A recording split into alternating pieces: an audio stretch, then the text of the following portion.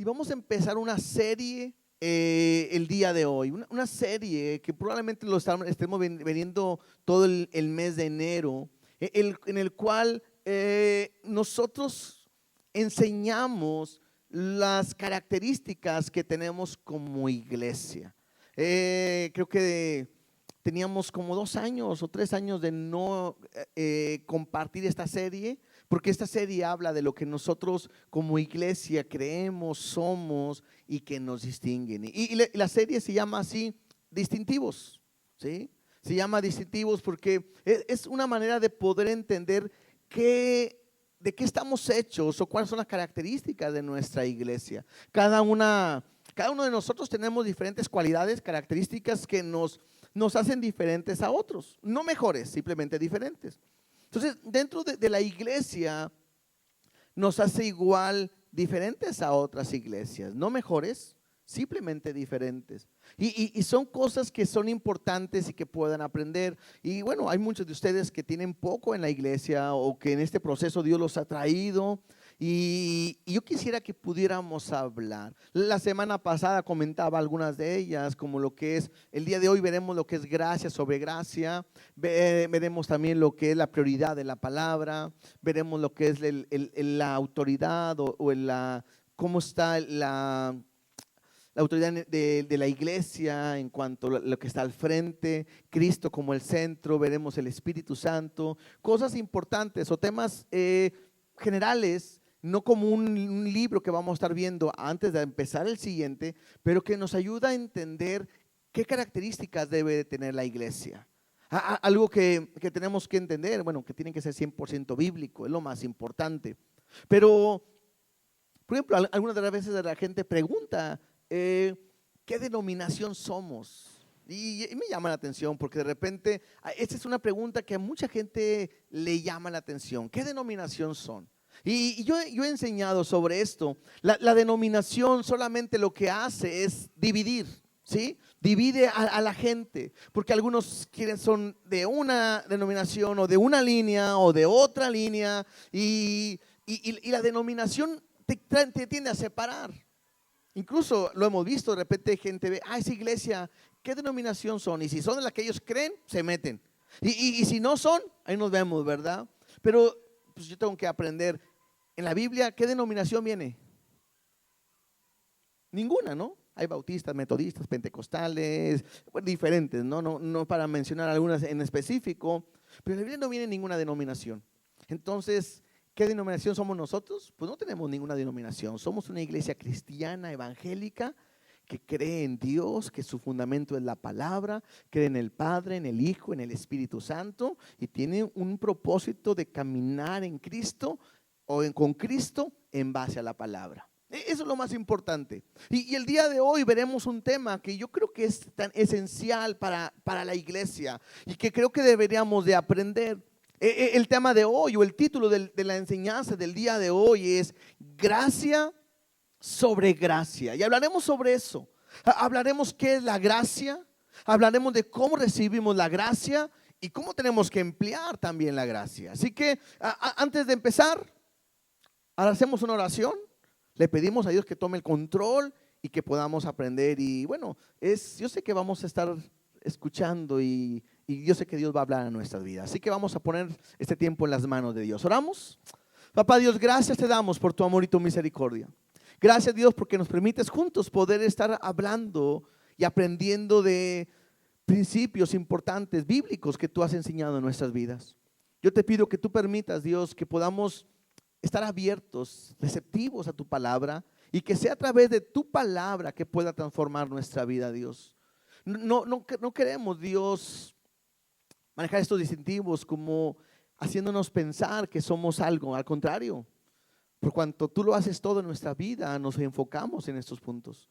Porque no se trata de lo que nosotros podemos hacer, sino más bien lo que tú has hecho en nosotros. Habla en nuestras vidas, toma este tiempo y permite que esta palabra pueda transformarnos.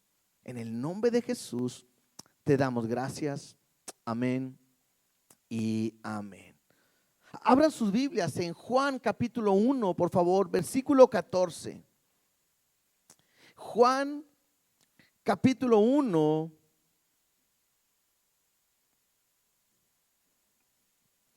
versículo 14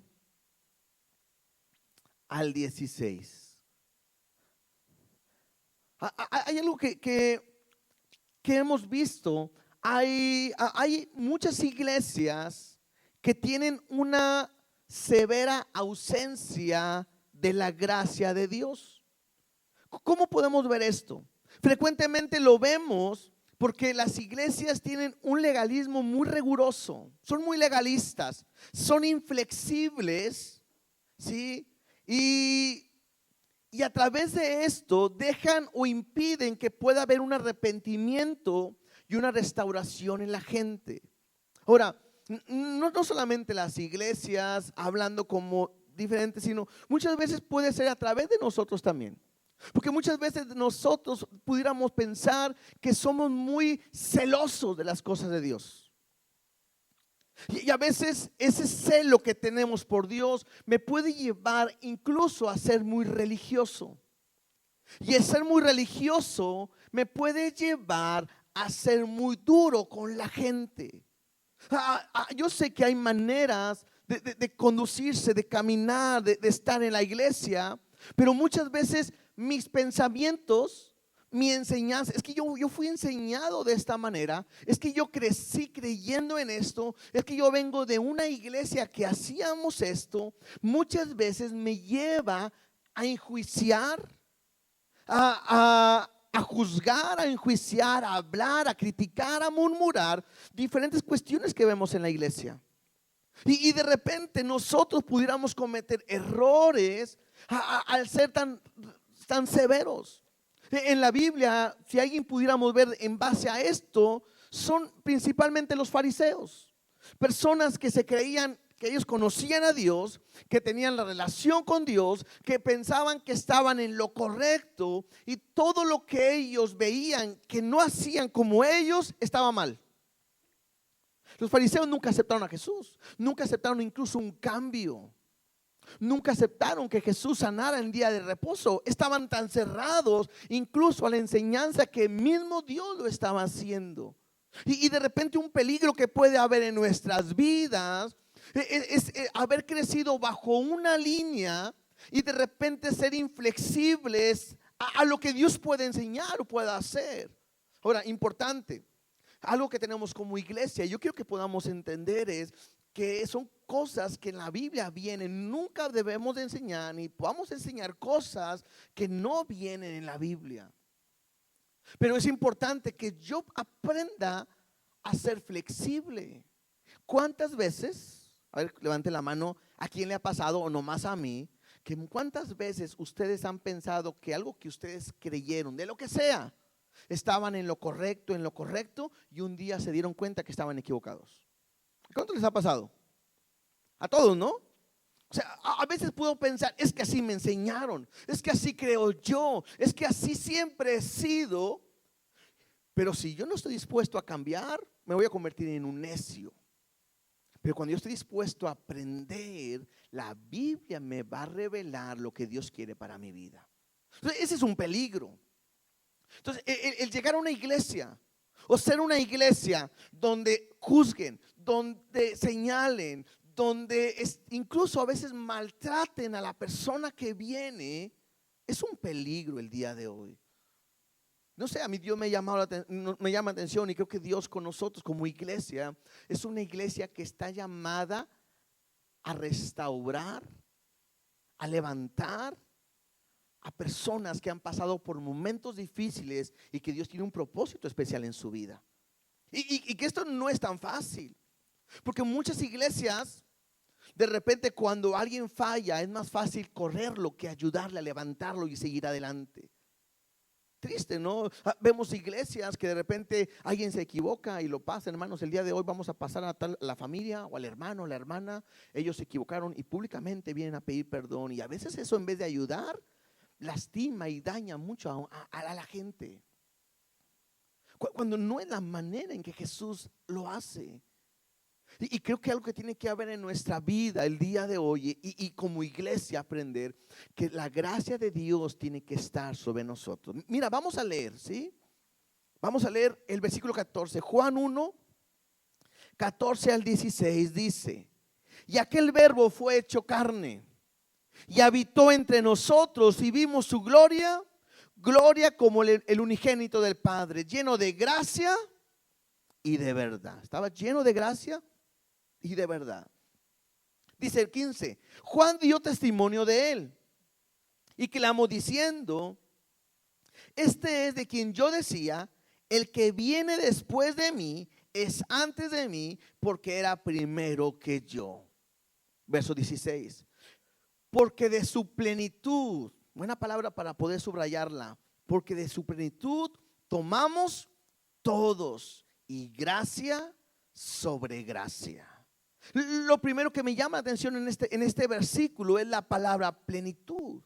Y la palabra plenitud me habla de totalidad, me habla de integridad y me habla de una cualidad, de algo que está pleno y está completo. Entonces me ayuda a entender algo. De su plenitud tomamos todos, de lo que Dios es, de lo que Él es por completo, de su integridad, de lo que es, todos nosotros tomamos de Él. La Biblia me dice que en Él habita corporalmente toda la plenitud de la deidad. Todo lo que Dios es está puesto en Jesús. Y de eso, de que lo que Jesús tiene, tomamos todo. Entonces, mi vida tiene que ser caminada, guiada, dirigida en base a lo que tú has recibido de Jesús. Y eso es importante, porque lo que veremos hoy, tienes que ver que la manera en que Dios se dirige contigo es la manera en que tú te tienes que dirigir con los demás. De lo que tú has recibido de Jesús es la manera en que tú tienes que responder. Ahora, ¿por qué dice tomamos todos? Bueno, en Romanos 3:23 me dice, por cuanto todos pecaron y están destituidos de la gloria de Dios. Y esto me habla algo importante. Todos han pecado, todos han fallado, todos están separados de Dios, pero necesitamos de Cristo, de lo que Él tiene para poder llevarnos al Padre. Y eso es importante, ¿por qué? Porque aquí no queda nadie fuera.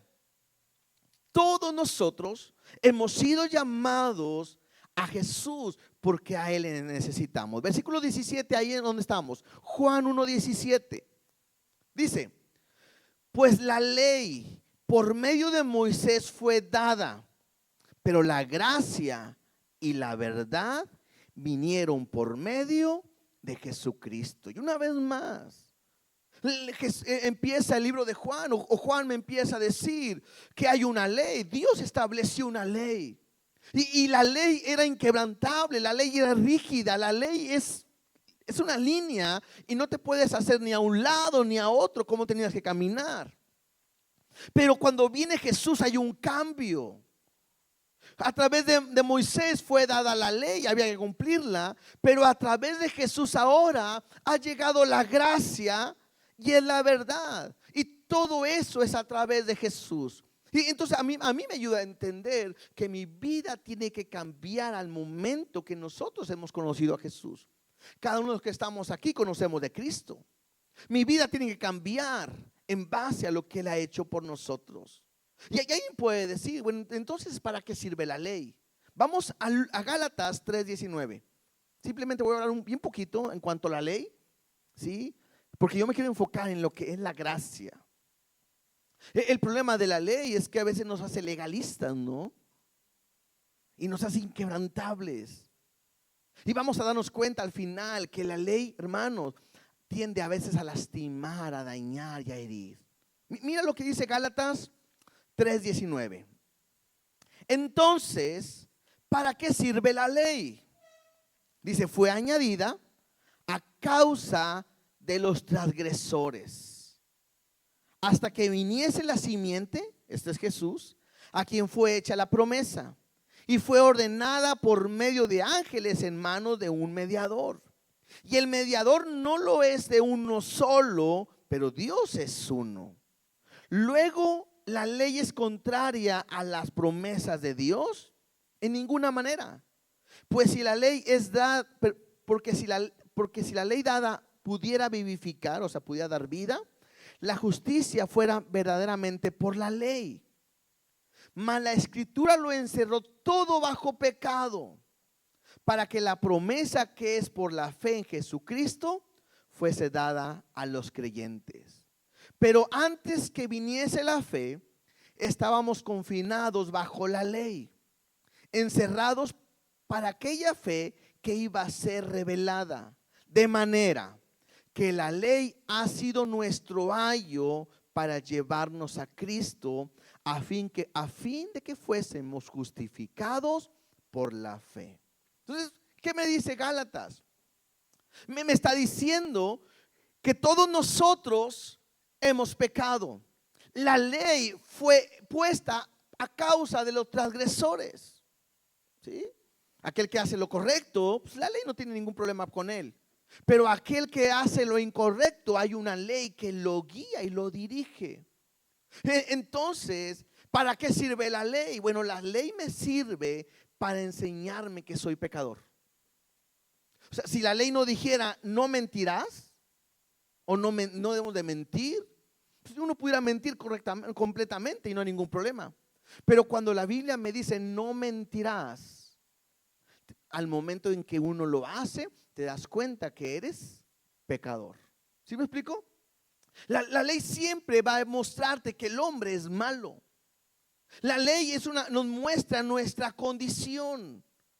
La ley nos hace ver que el hombre es incapaz de acercarse a Dios por su propio mérito. Por eso la ley se convierte en nuestro ayo, en nuestro maestro, el que nos muestra que somos pecadores para que a nosotros al fin fuésemos justificados por la fe. Entonces lo que tengo que aprender es, número uno, es que todos somos pecadores, todos fallamos, todos nos equivocamos, todos estamos separados de Dios y es a través de la fe en Jesucristo que yo puedo tener vida en Él. ¿Hasta aquí estamos bien? Todos. No hay ninguno que pueda decir, aunque a veces sí lo dicen, creo que yo nunca he pecado en mi vida. ¿Cómo puede ser que soy pecador? Pues a través de lo que la Biblia me lo dice.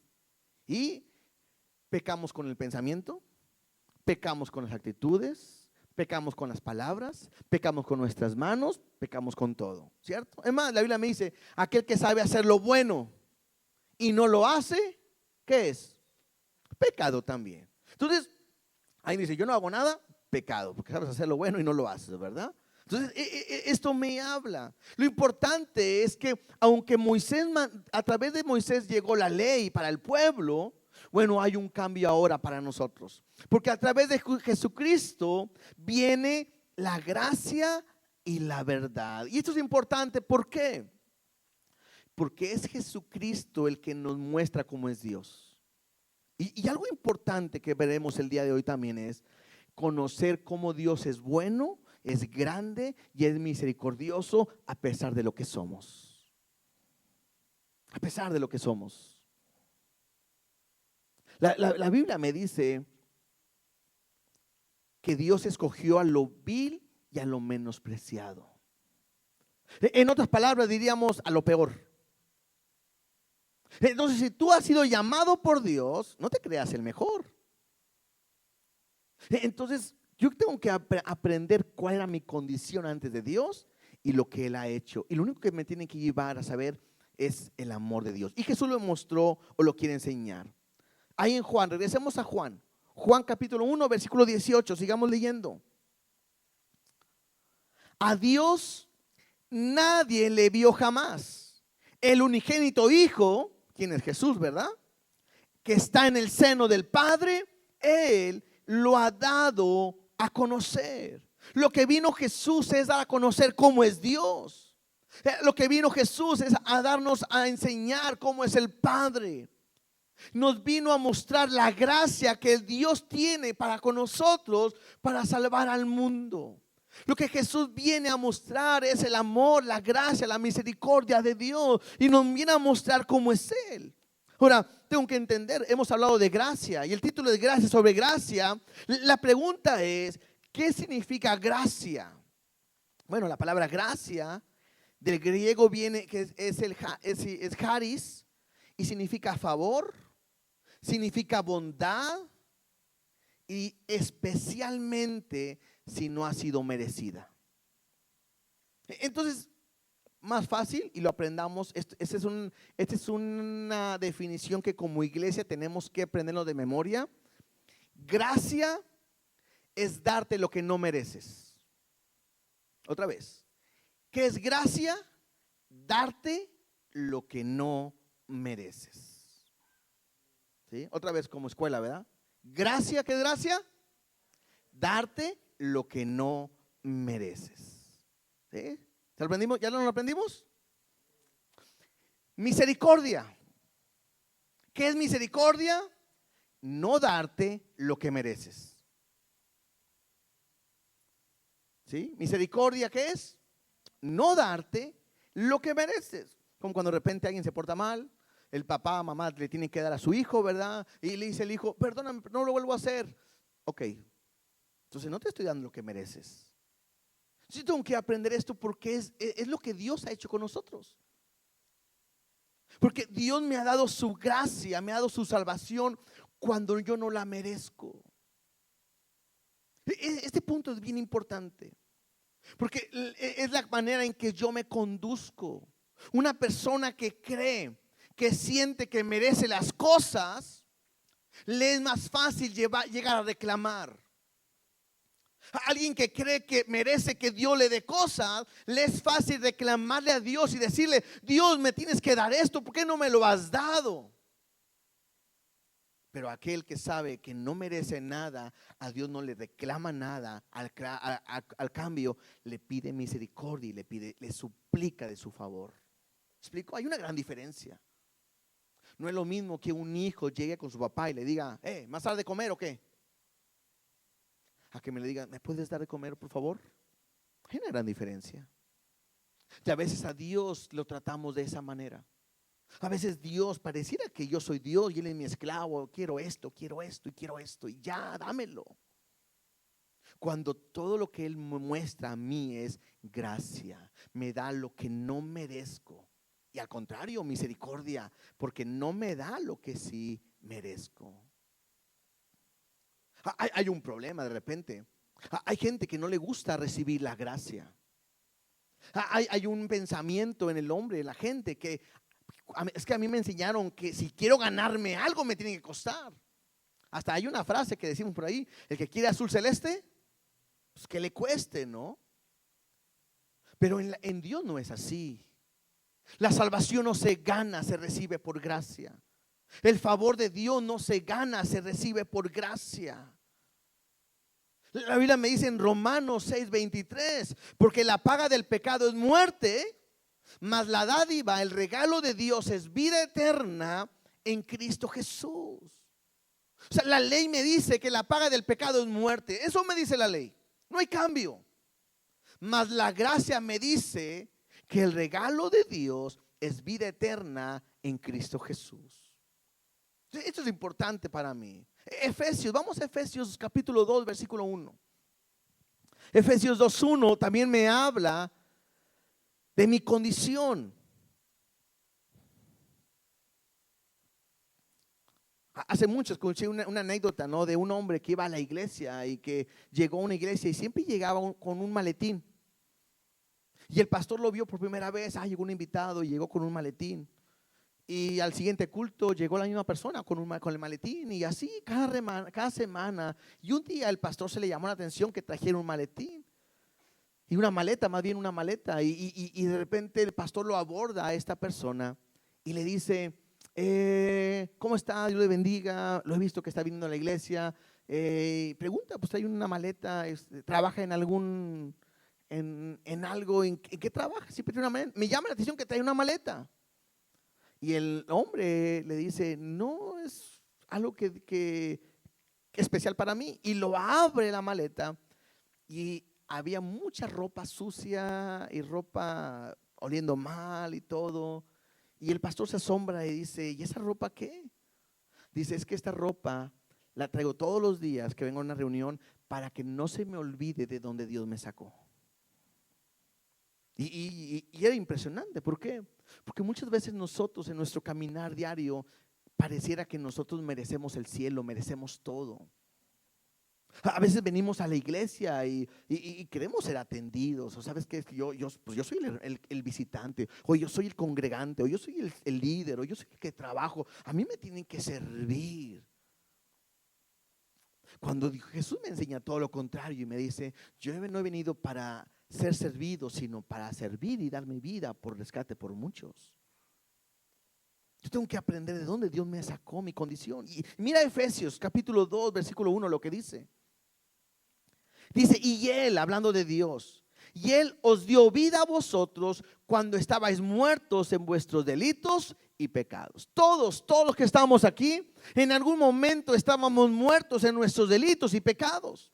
Dice, en los cuales anduvisteis en otro tiempo, siguiendo la corriente de este mundo, conforme al príncipe de la potestad del aire, el espíritu que ahora opera en los hijos de desobediencia, entre los cuales también todos nosotros vivimos en otro tiempo. ¿Cómo vivíamos? En los deseos de nuestra carne, haciendo la voluntad de la carne y de los pensamientos. Y éramos por naturaleza hijos de ira, lo mismo que los demás. Esta es mi condición. Esta es tu condición. Eras hijo de ira por desobediencia, viviendo en tus delitos, en tus pecados. Así estábamos. Y cuando Pablo está hablando a la iglesia en la condición que el hombre tenía o que era, hay un pero. Versículo 4. Pero Dios, gracias a Dios que hay ese pero, ¿no?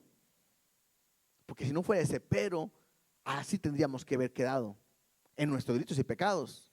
Pero hay un pero, dice, pero Dios, que rico en ¿qué? En no darte lo que mereces, misericordia.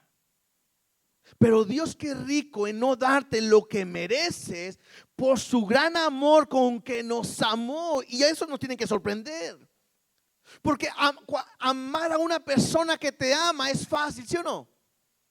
Amar a una persona que te corresponde, que te sirve, que te ayuda, que te provee, que te cuida, es fácil. Pero amar a una persona que te da la espalda, una persona que te ignora, amar a una persona que hace todo lo malo, lo peor, amar a una persona que es infiel, no es fácil. Y a pesar de que estábamos muertos en mis delitos y pecados, por su gran amor con que nos amó. Versículo 5. Aún estando nosotros muertos en pecado, nos dio vida juntamente con Cristo. Por gracia que no merecíamos, somos salvos. Qué impresionante, ¿no? ¿Qué somos? ¿Quiénes somos? Y a pesar de lo que somos, Dios nos ama. A veces podemos dar una apariencia. A veces podemos llegar a la iglesia y decir, hermano, ¿cómo está? Dios te bendiga. Y podemos aparentar y decir, ay, no, aquel hermano, uy, mis respetos. Ay, la hermana, aquel joven, uy, no, mis respetos. Pero cada uno de nosotros sabemos lo que hay dentro y lo que realmente somos. Y creo que todos tendríamos que decir, somos malos. Y qué impresionante que a pesar de lo que somos, Dios nos sigue amando. Qué impresionante es que a pesar de lo que somos, Él me salvó, nos salvó. Incluso voy a decir, ninguna condenación hay para los que están en Cristo Jesús. Hay un privilegio. La Biblia me dice que a todos los que le recibieron, a los que creen en su nombre, les dio un derecho, una autoridad de ser llamados hijos de Dios. Y yo lo he dicho muchas veces, si Dios nunca nos hubiera llamado hijos y simplemente nos hubiera salvado, con eso estaríamos pagados. Pero no solamente me salvó, sino que me ha adoptado como su hijo. A pesar de lo que somos, a pesar de nuestra frialdad, de nuestra infidelidad, a pesar de nuestra indiferencia, Él nos ama. Y todo eso es por gracia. Porque no tienes que hacer nada más que creer o recibir lo que Él te ha dado. Y, por ejemplo, cuando una persona trabaja 8 horas al día y recibe un pago justo por su tiempo, se le llama salario. ¿Sí? Trabajó 8 horas, fue justo, se le da un salario. Cuando una persona compite con otra y se gana un trofeo por su desempeño, eso se le llama premio. Fue su esfuerzo, se esforzó, le echó ganas y al final es un premio. Cuando una persona recibe un reconocimiento apropiado por sus muchos años de servicio, por su esfuerzo, por algo, bueno, reconocimiento, ¿cierto? Por lo que hizo. Pero cuando una persona no es capaz de ganarse un salario, ni de ganarse un premio, ni merece un reconocimiento, es cuando vemos la gracia de Dios sobre nuestra vida. ¿Sí me explico? O sea, ¿qué puedes hacer? ¿Qué podemos hacer para recibir la gracia, el amor, la salvación de Dios, el cuidado de Él? Increíble. Muchos de nosotros en algún momento nos olvidamos de Dios y Él permanece fiel. Muchos de nosotros a lo mejor ni hemos ofrendado ni diezmado y Dios sigue proveyéndote fielmente. ¿Por qué lo hace? Por su gracia. Si Dios fuera tantito como somos nosotros, ¿qué pasaría? No me dio, pues, tampoco le voy a dar yo. Que sufra, que sienta. Pero yo veo el amor de Dios de una manera especial sobre nosotros. Yo a veces pongo este ejemplo. Hay una persona que se esforzó todo su trabajo, todo su día. Imagínense que un día una persona trabaja por mucho tiempo y un día recibe su primer $1,000,000. Trabajó todo un año, todos los años, por mucho tiempo y termina ganándose $1,000,000. Pero hay otra persona que a lo mejor no hacía nada y de repente muere un familiar y a lo mejor ni sabía que era millonario y de herencia le deja $1,000,000. ¿Sí? Pregunta sería, ¿cuál de los dos es más rico? ¿Aquel que trabajó todo un tiempo por ganárselo o aquel que no hizo nada y recibió una herencia, ese $1,000,000? ¿Quién es más rico de los dos? Levante la mano quien piense que el que trabajó todo el tiempo. Levante la mano el que piensa que el que recibió la herencia. Levante la mano el que no sabe. ¿Cuánto tiene el que trabajó? 1,000,000. ¿Cuánto tiene el de la herencia?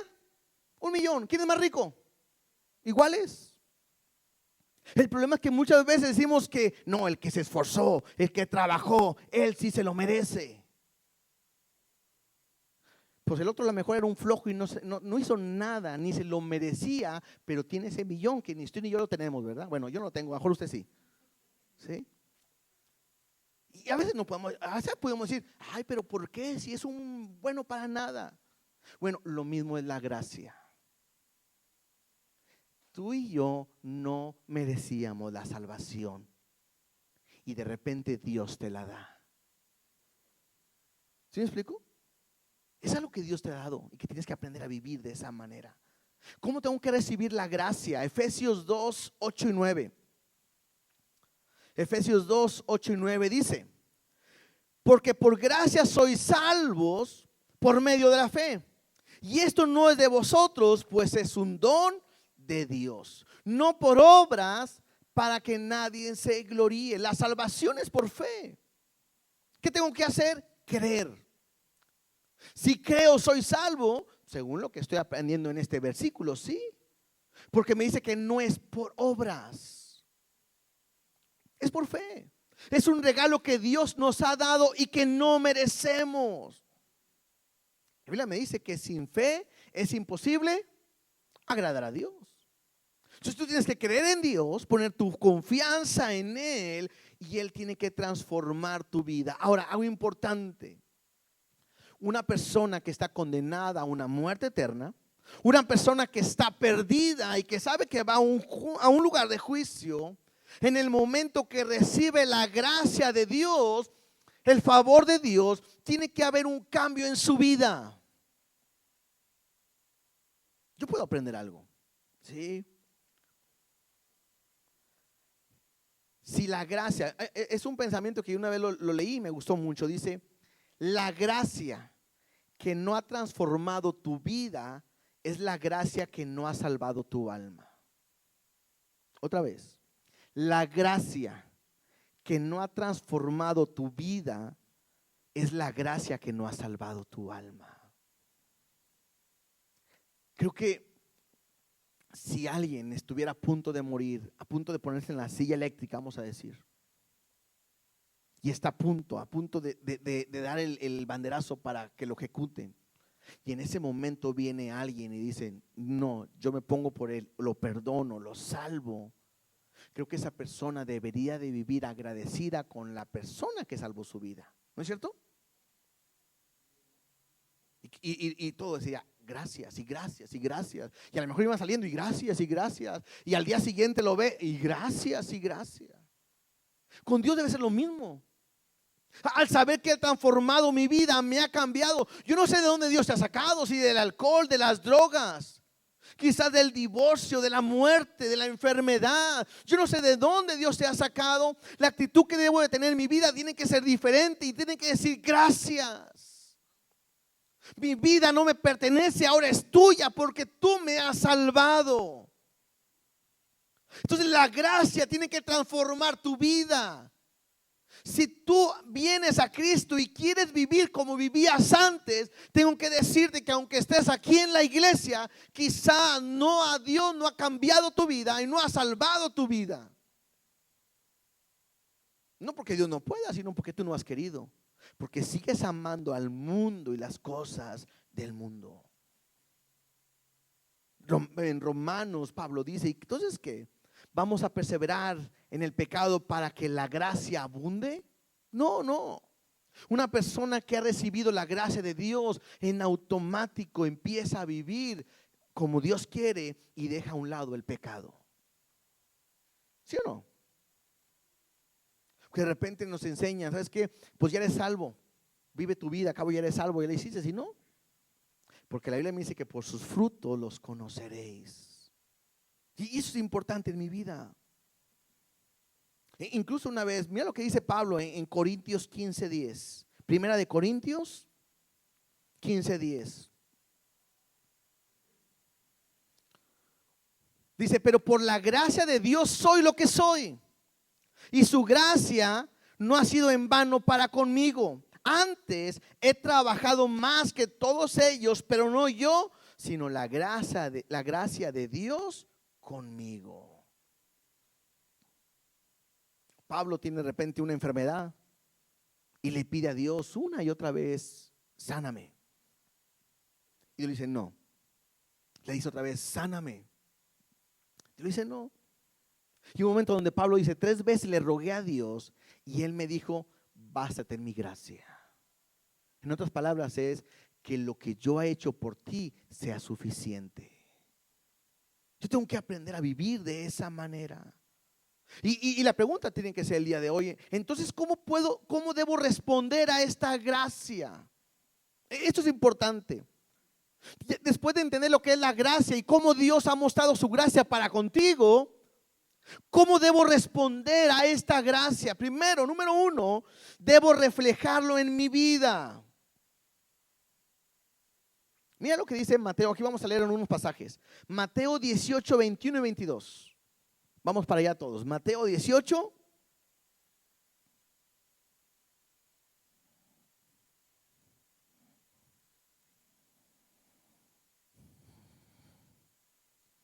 Dice así: entonces se le acercó Pedro. A mí me gustaría que en vez de Pedro le pusieras tu nombre. Imagínate que tú eres el que le vas a preguntar a Dios. Entonces se le acercó, tu nombre, y le dijo: Señor, ¿cuántas veces perdonaré a mi hermano que peque contra mí? ¿Hasta 7? Soy espiritual, soy bien esto. Y Dios le dice, verso 22, y Jesús le dijo: no te digo hasta 7, sino aún hasta 70 veces 7. ¿Cuántas veces debes de perdonar a tu hermano? Todas, ¿no? Algunos dicen que son 70 veces 7 diarias. Algunos van a decir: no, mi hermano ya se las acabó en 1 hora, ¿no? En un ratito se la sacaba. Pero yo creo que podamos aprender aquí de la manera en que Dios te ha amado, perdonado y mostrado su gracia y misericordia, es la manera en que tú debes de responder. Es que me molesta lo que hace en la iglesia tal persona o tal hermano. Es que cuando yo estuve en una iglesia a mí me lastimaron. Es que cuando yo estuve en tal parte me hicieron esto. Y hay hermanos, personas que viven lastimados y dañados toda una vida de cristianos. Cuando la Biblia me dice que tengo que perdonar a mi hermano, aprendamos algo. Yo no sé cuál fue tu situación. Muchos vienen de otra iglesia. Yo no sé la situación. Lo bueno es que Dios con un propósito te ha traído a este lugar. Pero ya sea que nosotros, porque también nos podemos equivocar, o algún otro pastor o líder o persona te haya lastimado, lo que tú tienes que hacer el día de hoy es perdonarlos. Es que usted no sabe, pastor, no fue una vez, fueron muchas. ¿Cuántas?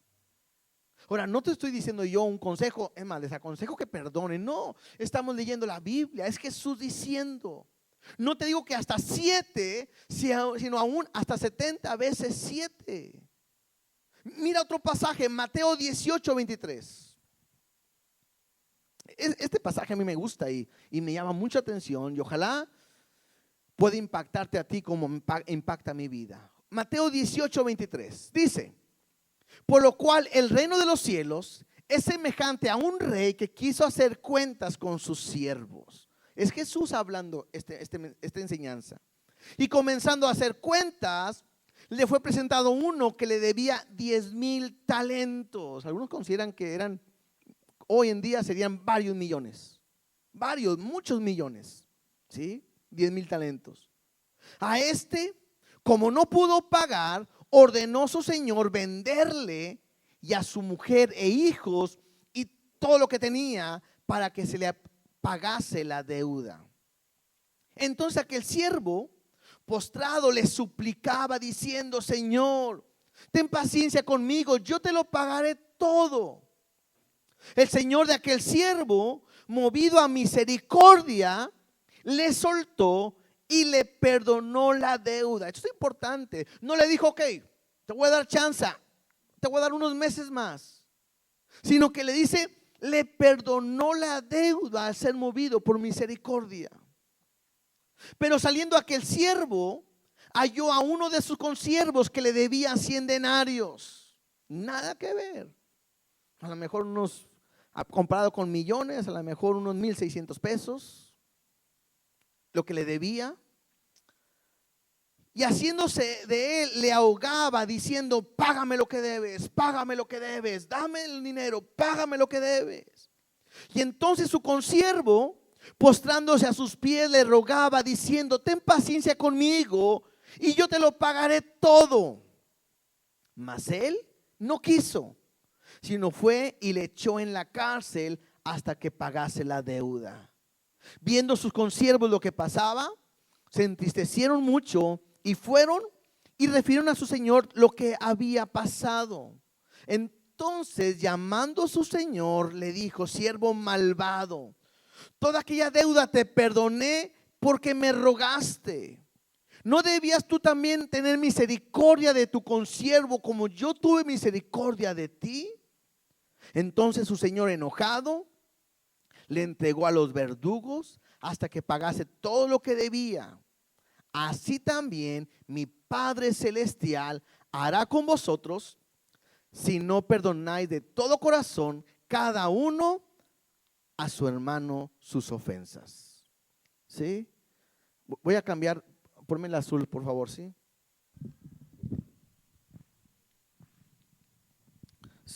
Creo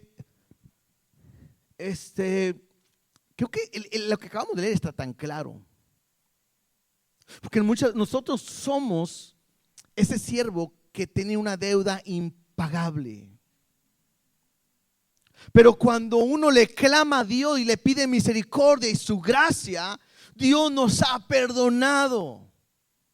Dime qué pecado que tú hayas cometido, Dios no te lo ha perdonado. ¿Cuántas veces le has fallado y le has pedido a Dios una oportunidad y Él te lo ha dado? Pero muchas veces alguien que está a mi lado, alguien que está en la iglesia, alguien que es mi hermano, me daña, me lastima, me hiere y no queremos perdonar. ¿No es cierto? ¿Les hago una pregunta? ¿A cuántos de ustedes les es difícil a veces perdonar? Levanten la mano. Yo soy uno de ellos. No es fácil. A lo mejor habrá algunos que dicen, a mí me da igual. Yo creo que no, para muchos. Y para mí es una enseñanza. Porque a veces yo puedo irme de la iglesia porque es que no me hablaron, porque hicieron esto, no hicieron lo otro, porque mira cómo me tratan. Cuando la Biblia me habla que tengo que aprender a perdonar como Dios me ha perdonado. No me gusta lo que hacen. No me gusta cómo se comportan. Y de repente nos convertimos en los fariseos de este siglo, pensando que yo estoy bien y todos están mal. Y que tengo derecho a criticar, a murmurar, a quejarme, a dañar, a lastimar. Cuando nosotros muchas veces hemos hecho lo malo delante de Dios. Si no puedes tú perdonar, no has comprendido la gracia de Dios. Piensa en lo peor que te han hecho. Piensa en lo peor que te han hecho y ve si se compara con lo que tú le has hecho a Dios. Y aún Dios me perdona. Aún Dios tiene oportunidad para nosotros. Lo que tengo que aprender como iglesia, hermanos, es que tengo que amar y perdonar los unos a los otros. Mira lo que dice, y con esto vamos casi a terminar ya. Gálatas 6:1, por favor.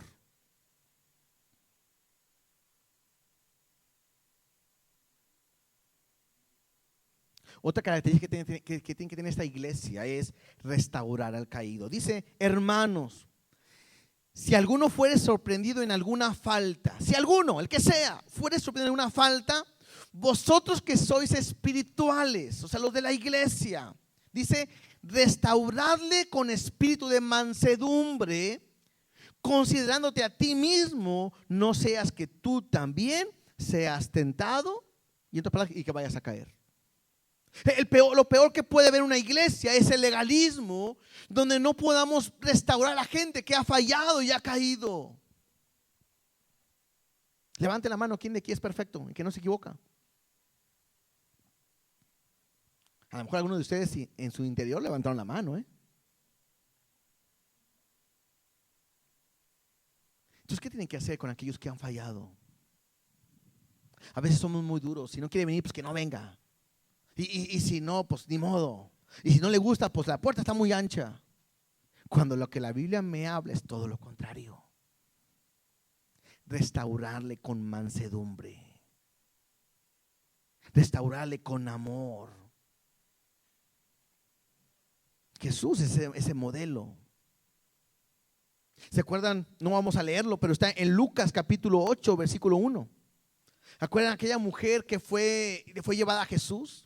Estaba Jesús enseñando y de repente llevan a una mujer que fue pues captada en el acto de adulterio en el mismo momento, ¿no?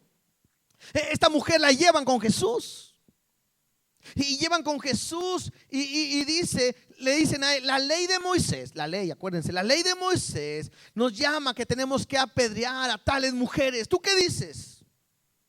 Dice que Jesús agachó su cabeza, empezó a escribir. No sabemos lo que escribió y podemos decir muchas ideas en cuanto a qué escribió. Pero cuando empieza a escribir, cada uno de ellos, Jesús dice, ok. Dice, el que esté libre de pecado, que lance la primera piedra. Así dice la ley, ok. El que esté libre de pecado, que lance la primera piedra. Y Jesús empieza a escribir en el piso. Y dice la palabra que ellos poco a poco se empiezan a ir. Y entonces, cada uno fue acusado por su conciencia, salió. Y Jesús, levantándose los ojos o enderezándose, le dice a la mujer, ¿dónde están los que te acusaban? ¿Dónde están los que te condenan? La pregunta sería, ¿había alguien ahí que estaba sin pecado que podía lanzar la piedra? Sí, había alguien ahí, se llama Jesús. Jesús pudo haber dicho, el que esté libre de pecado que lance la primera piedra, y todos se van porque son pecadores. Y Jesús pudo haber dicho a la mujer, ¿sabes qué? Pues todos se fueron, pero sorpresa, yo nunca he pecado. Y papá me dice que tengo que tirarte las piedras. Y Jesús pudo haber dicho, a ver, póngase allá porque voy a aventar mi línea de 100 millas por hora, ¿no? Como beisbolista. Impresionante que Jesús dice, ni yo te condeno. Y lo que muestra Jesús es su misericordia, la misma misericordia que muestra todos los días para contigo y conmigo. Y nosotros quisiéramos de repente ser y nos comportamos como aquellos, a ver, Señor, ¿qué vas a hacer? Mira cómo se está comportando el hermano, a ver, ¿qué le vas a hacer? A ver, ¿cómo lo vas a castigar? Disciplínalo. Acaba con él, Señor. Sabes que soy tu hija y tengo mucho celo de lo que eres tú. Y no te pido nada más que tu venganza caiga sobre ellos. ¿Alguna vez les han hecho algo malo a ustedes y han orado así? Dios, pues no sé, no pido nada contra de él. Yo lo bendigo, pero que tu venganza y tu mano caiga sobre él. Pues eso sí, ¿verdad? Otros dicen, lo que me has hecho 7 veces se te regrese a ti en el nombre de Jesús, ¿verdad? Y eso no es misericordia. Lo que deberíamos de hacer es, Dios, no tomes en cuenta su pecado. Y yo lo bendigo y que Él te sirva y sea un instrumento para ti. Eso es. Me llama la atención que el problema de la iglesia es el legalismo. Termino con 2 ejemplos. El primero, Judas. ¿Te acuerdas Judas? ¿Quién fue el que entregó a Jesús?